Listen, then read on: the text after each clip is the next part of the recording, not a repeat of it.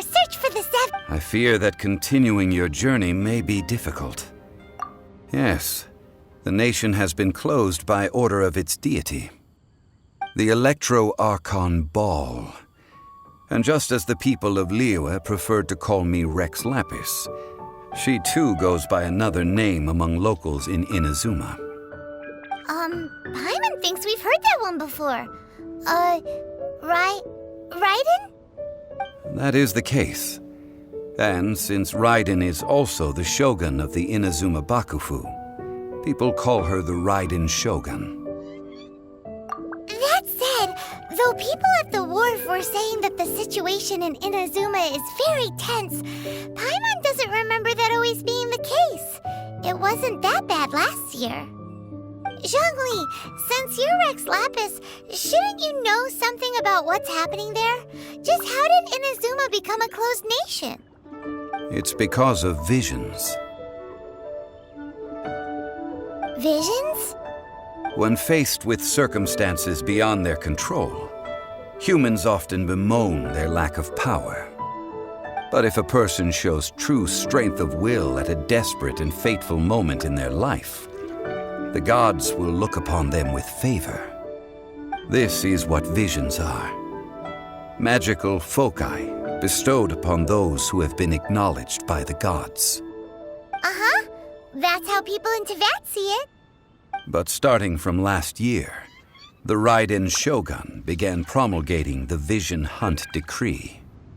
Vision Hunt Decree? Yes. It was an order to seize all visions within Inazuma's borders, and to inlay them upon the hands of a statue of the 1,000-armed, 100-eyed god. They want to seize visions. But why? Aren't visions blessings from the gods? I should think that in the Raiden Shogun's eyes, it is precisely because they are divine blessings that they should be under the sole dominion of divinity. Whoa, that's harsh. The Anemo Archon is the god of freedom, and the Geo Archon is the god of contracts. For her part, the Raiden Shogun is the god of eternity. It seems as though she has finally decided to eliminate any unstable elements that could pose a threat to her eternal realm. The fact that even I, the oldest of the seven, have now passed away, will only strengthen her resolve to pursue eternity. Knowing her, she must have again quoted that adage she is most fond of when proclaiming that decree to her people. 7 ideals for 7 gods, and of these, eternity is nearest unto heaven. All right then. Was there anything else you wished to know? Ah, that was a good one. Failing a divine trial. How they came up with that excuse, I will never know. That said, the reason why the Qixing were so eager to resolve the incident and stop pursuing the culprit was indeed because they received news in secret that Rex Lapis was not dead. I hinted as much to the Adepti as well. How did I accomplish that, you ask? Have you ever heard of this particularly convenient Adepti art known as gifting dreams and visions? All right then. Was there anything else you wished to know? Yeah, about that. Before the Qixing made their announcement, we listened to a lot of people talking on the way. Most of them put the blame for everything on Child. These are indeed false accusations. But it remains undeniably true that Child did send people to the Jade Chamber to prevent the Adepti and the Qixing from defeating the ancient god. I've heard that Ningguang is busy milking that for all it's worth on the foreign relations front at the moment, browbeating the envoys of the Fatui. Ha! Those poor Snezhnayan diplomats. If it were not for Child's exalted position as a harbinger, I'm certain that they would have shifted all the blame to him and called for his dismissal by now. All right then. Was there anything else you wished to know? The time of the Adepti has long passed. If even the Liyue Qixing don't want to face that truth, then what future is there for Liyue? Kuching is absolutely right in saying this. Now, though I did laud Ningguang's desire for power, believing this to be a good thing, and thought as a matter of course that she must have been behind the Qixing's plan to take governing power over Liyue from the hands of the gods and Adepti. Could the original person who brought up the idea of seizing power have been... All right then. Was there anything else you wished to... That's right. Zhongli, now that you don't have your gnosis, what's going to happen to all the Mora in Teyvat? Since Morax is dead, are they all just gonna disappear?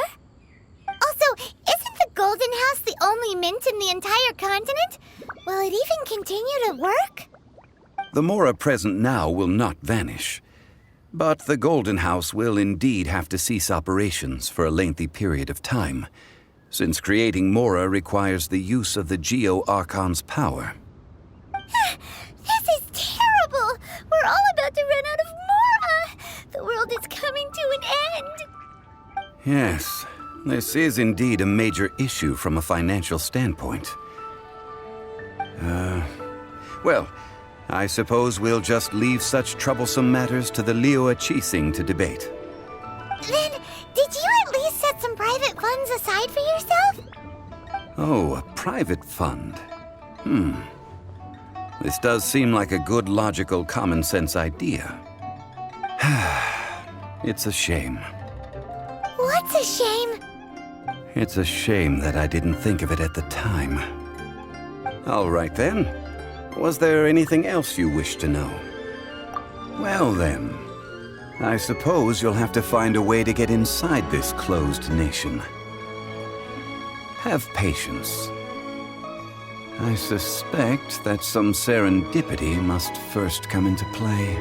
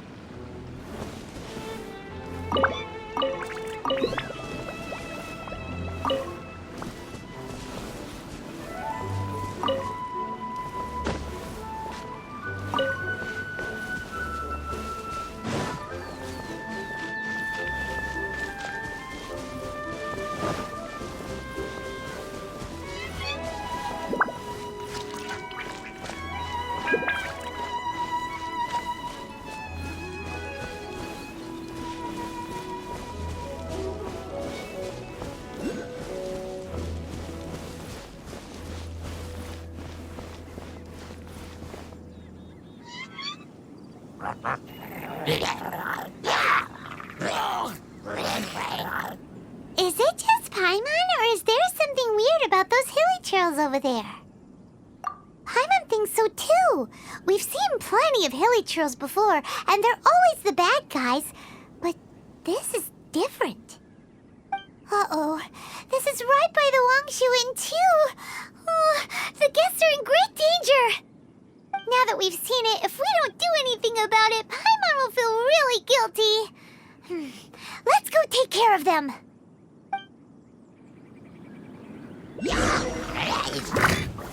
Stabilize!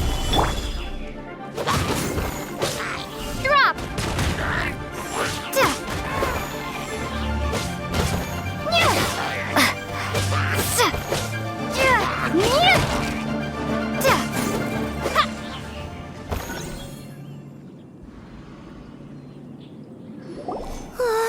These super evil hilly trolls are more difficult to defeat than the usual kind, too. Hey!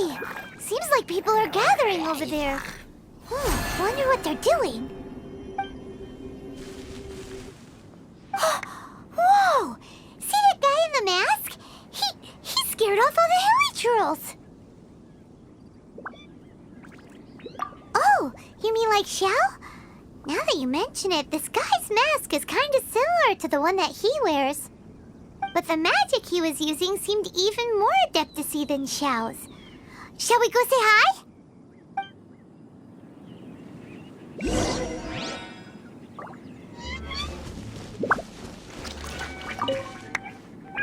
Ahem. Hello. Allow us to introduce ourselves. This is... Please, if you're here to thank me, there's no need.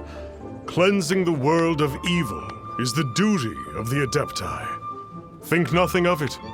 I certainly don't. Wait, who are you? One had assumed you were followers, but on closer inspection it seems that we have not met.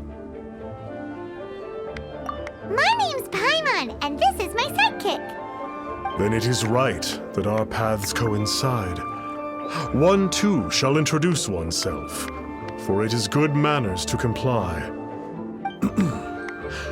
The one before you is the Adeptus, Master of Stars, though one is better known to one's followers as Star Snatcher.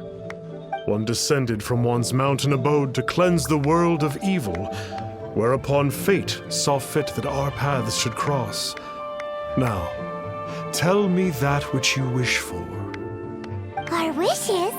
Paimon thought that the Adepti and Leela were just really good in battle. You mean you can grant people's wishes too? There are different levels of Adepti. Are not the stars loftier than the mountains, clouds, and moon? Yet, it is unbecoming of an Adepti to boast of one's powers.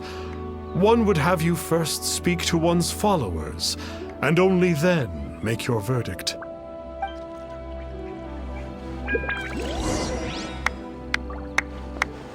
Have you seen the Master of Stars in action? His power truly hails from the divine. I believe that now there is finally some hope for my ailing father. Watching him use his magic is all the proof you need. A true Adeptus, no doubt about it. Not long ago, I sought some medicine from him on behalf of my ailing father. The difference with Boo Boo Pharmacy's prescriptions was like night and day, I tell you. Once it was boiled and ready, it gave off this really ethereal mist. Seemed pretty adeptal to me. Could have also been because there was mistflower in it, though.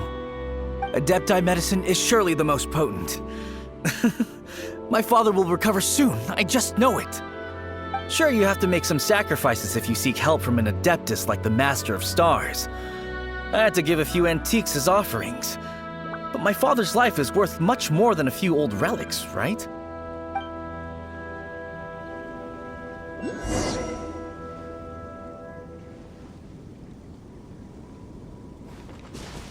The Millilith don't really need to do shifts when the Master of Stars is around, do they?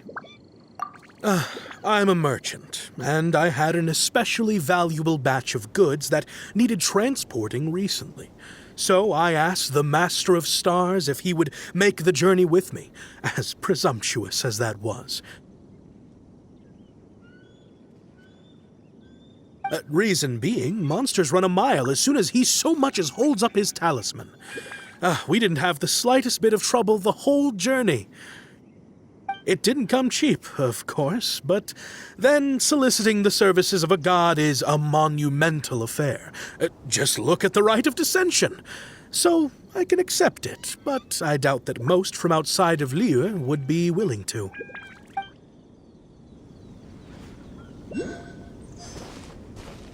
Finally, a life full of hope and purpose. Oh, are you believers too? After my fiancé had been left, I cried every day. But then I turned to the Master of Stars for help. At his suggestion, I started burning paintings of my fiancé and casting the ashes into the ocean at sunrise. I can't explain it, but it really worked. I know in my heart that he'll return. This is not some sort of positive thinking trick. I'm certain of it. I'm so overjoyed that I gave a portion of my wedding budget to the Master of Stars as an offering. After all, if not for him, I wouldn't be getting my fiancé back, in which case I wouldn't need it anyway.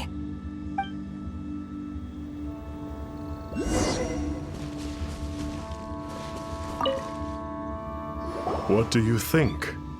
One's adherents may exaggerate a little, but they speak from the heart. Surely you jest.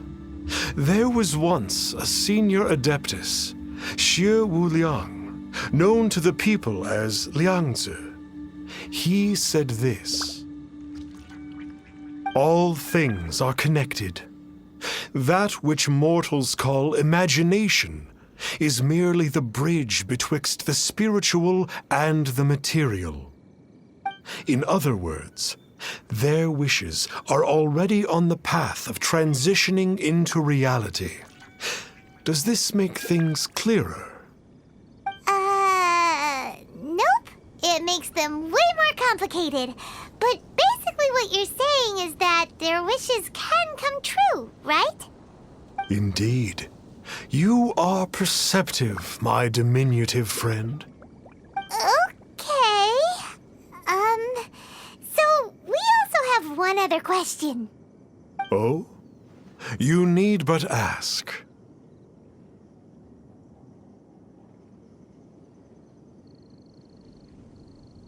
Hey, isn't that a bit inappropriate? Indeed. It would be inappropriate for one to remove one's mask. One wanders among mortals, doing good and cleansing evil. One reveals not one's visage to avoid further disturbance to this realm than is necessary. Ah, got it. Now then, what are your wishes?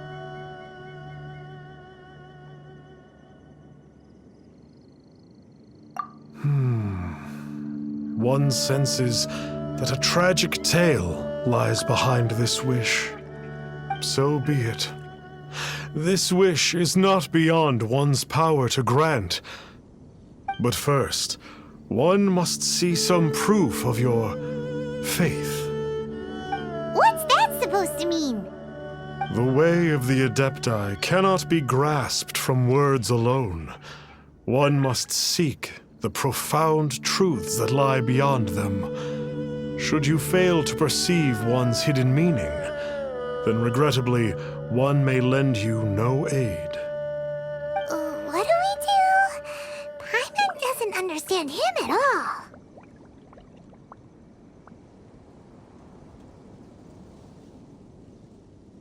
Oh, that's right! Some of those believers mentioned that they had to pay a pretty sum for the Adeptus' help, didn't they? Well, Paimon's not forking over anymore, and we don't have anything valuable enough on us. You don't even have a vision.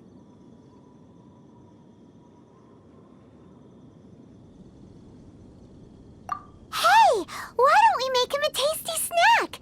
No one can resist the temptation of good food, can they? Yep, a tasty snack is sure to work. Why don't we head over to Wanwen Bookhouse and see if they got any new recipes in?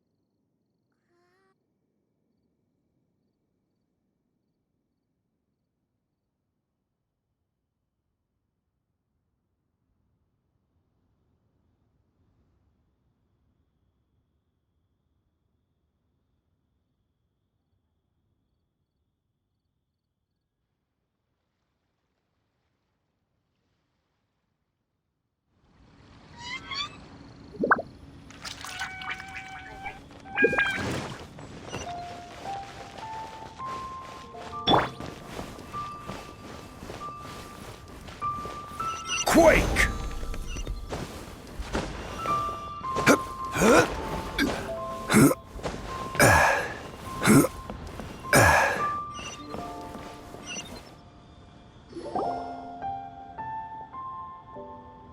So, you'd like a copy of Yaksha's The Guardian Adepti? Yes. Here, and keep the change. Oh, aren't you generous? Thank you for your patronage.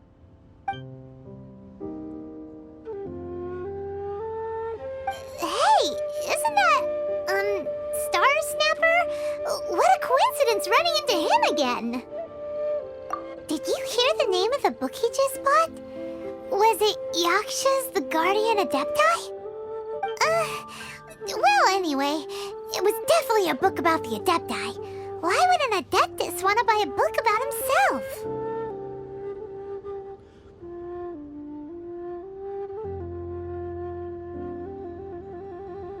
Really?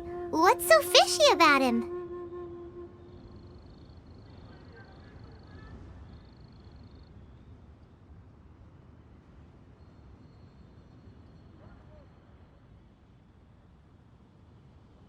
Huh.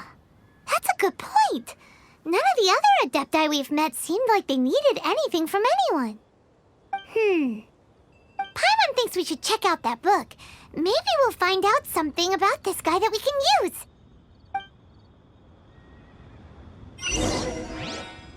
So, are you buying or not?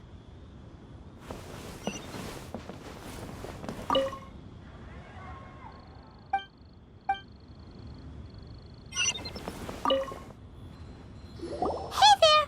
We'd like a copy of Yaksha's The Guardian Adepti. Do you have one in stock? Huh. Since when did that old chestnut become a bestseller? You're a rare breed of youngster if this is what you like to read. But you should be able to find a copy somewhere on that shelf over there.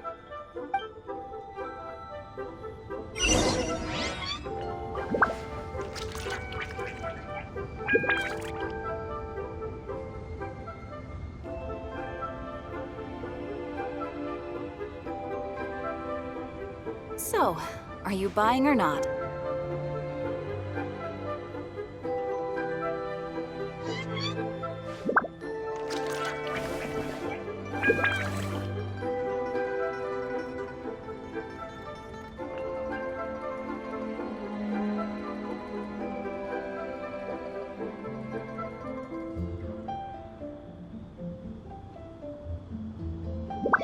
So, are you buying or not?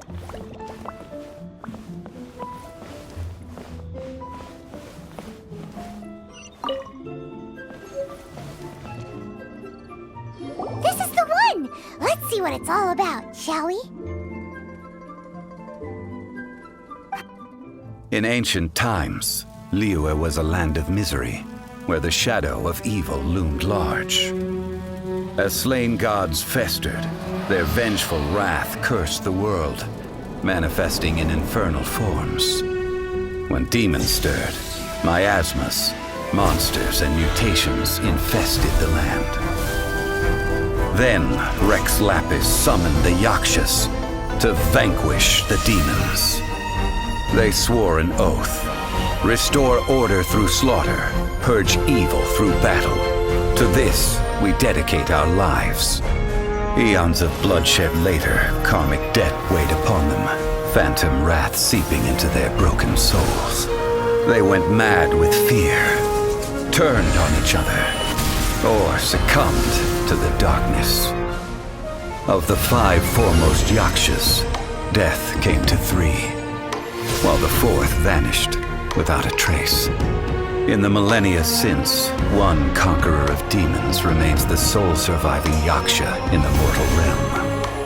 And only on moonlit nights, in the glow from Guyon, and in the sound of the Dihua flute, is his memory preserved.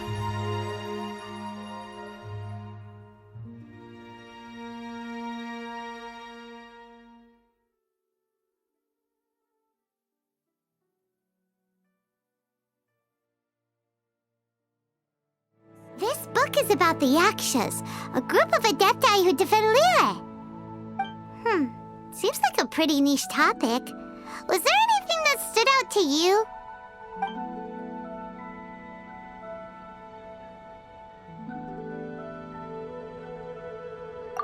So, there used to be 5 main Yakshas, but supposedly only one of them is still alive today.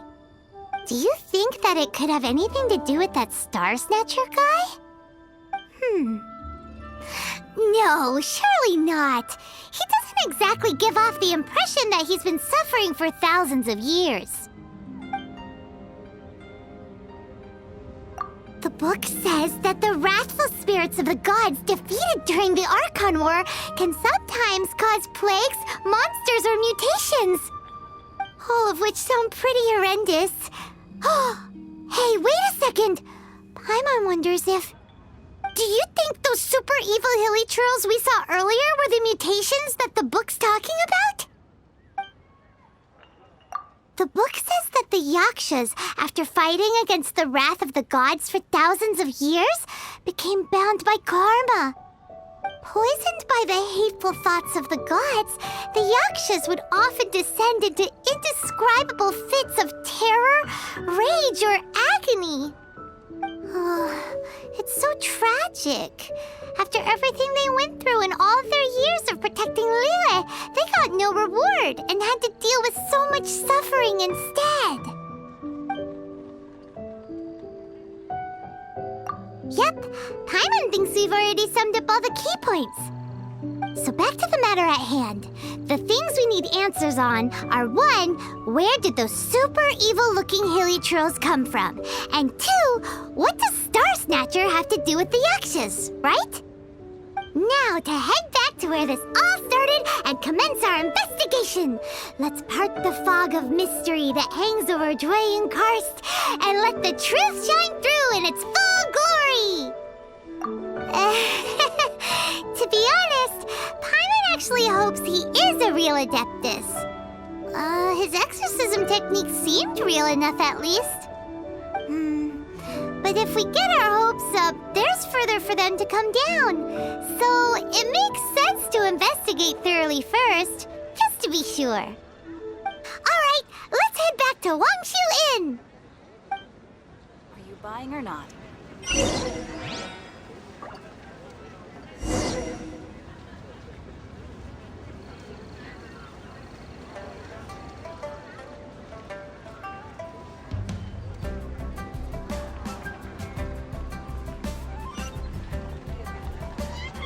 Osmanthus wine tastes the same as I remember.